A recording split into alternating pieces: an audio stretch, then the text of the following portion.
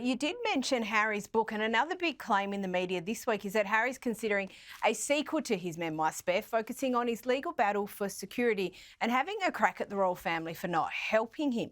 Is there anything in this?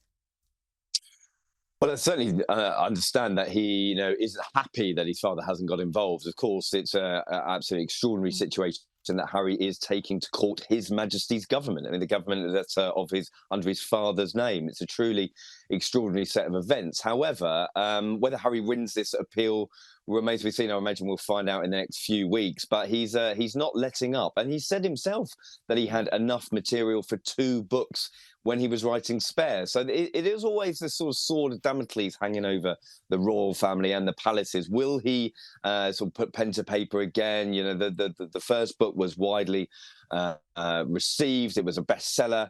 You know, and Harry and Meghan still do need to earn a lot of money. So if he has that in his back pocket, I think it's still something that he could use in the future. Or does he value greater relations with his family? If his father, is still continuing cancer treatment and he's still falling out with his brother, it does seem a bit of a shame sometimes that they've let all this time go without repairing stuff.